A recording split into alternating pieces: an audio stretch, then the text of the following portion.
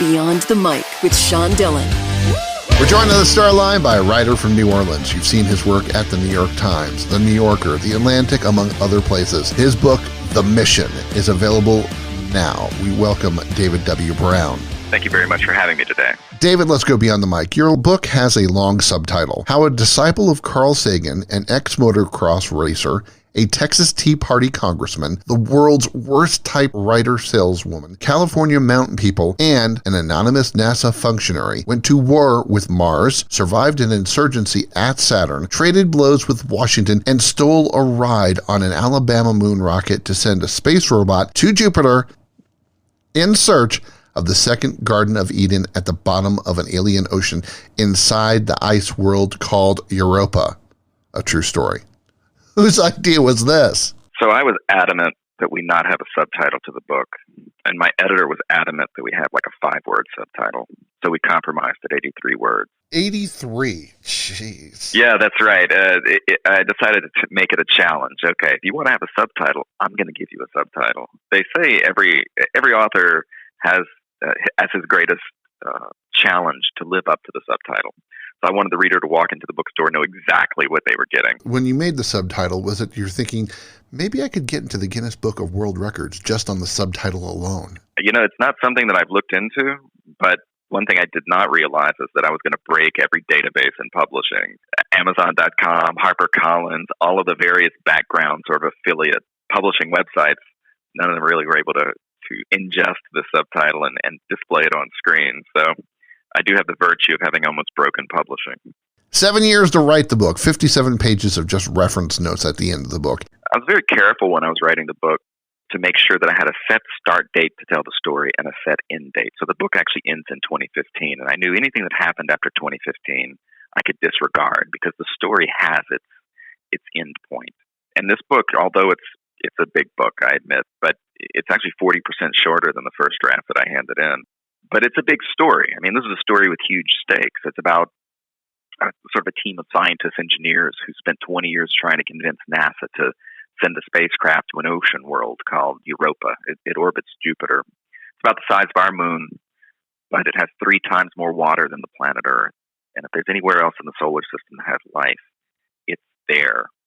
Those kinds of stakes, I mean, life unrelated to that on Earth, what does that even mean for science, for religion, for philosophy? Those are the biggest stakes you could possibly have when telling a story. It just so happened that the cast of characters in this book live up to it. It's quite an adventure story, I think. As you unpack this absolutely complex story, how did the multitude of characters from administrators to scientists come together when they have their own motivations? That's what's interesting about this book. It's a book about how different people handle crossroads in their lives. And in the case of Europa, it just so happened to be that they all converged on this very similar, intriguing, and challenging target. There's nothing easy about exploring Europa. It exists in what's called the Jovian radiation belt, which has conditions not unlike the immediate aftermath of a detonated thermonuclear bomb.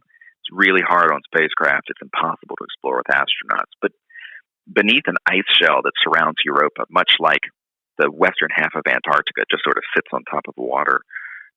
Beneath that ice shell are all the ingredients you need for life. It has water, it has organics, it has chemistry, and a source of energy, in this case being vents of water blasting into the bottom of the ocean. Accordingly, you're going to attract people with different interests and abilities, whether you're a Star Trek ex-college professor, whether you're a former office supply saleswoman who decided to take correspondence courses and change her life and go on to become one of the most prominent and important scientists in the world today. Whether you're a bureaucrat in the middle of NASA who decides, hey, this is kind of cool, I think I'm going to find a way to make the agency do this. Whether you're a congressman who's not all that particularly powerful or interesting, but you do like space. All of these people just coalesced around this project and found a way to make it happen. You're invested in this 7 years into this project. How excited will you be when Clipper flies? There aren't a lot of enterprises in this world in which people do something fairly selflessly. These people aren't driving Ferraris or BMWs. They're driving Toyota Tercels. And yet they devote themselves to 80-hour work weeks doing these impossible things, spending time at conferences away from their families. People who do that sort of work deserve our gratitude. We benefit from it every day. Why do you love science? It's one of those things where I don't know that I could possibly answer that question. I went to the Applied Physics Laboratory in Laurel, Maryland, not long ago, and I saw the wiring harness that's going to fly to Jupiter, like the wiring inside the spacecraft. It's built separately from the rest of it. And I got to touch it, and it was this deeply human and humbling, thrilling moment, and I was moved in ways that I didn't expect. It's just a piece of wire, but it was important. How can NASA survive in an era when privatization of space work is booming? Things like rockets are a great source of profit. The private sector is just going to be better at NASA, better at building them than NASA is. At the same time, things like fundamental research, exploring a place like Europa to find life, there's really no money to be made doing that. And so NASA's always going to have a role doing fundamental research. NASA's job should also be to push outward, to do things that no one else has thought to do yet.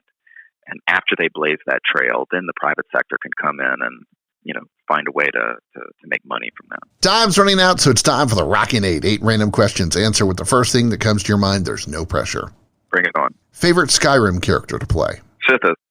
You can't play Sithis, but you can be in the Dark Brotherhood. Best thing about Antarctica? Leaving. Favorite rover? I'm going to go with Curiosity. What's the best musical in your opinion? Ooh, Sunset Boulevard. Biggest lesson you ever learned from your time in the Army? Don't join the Army.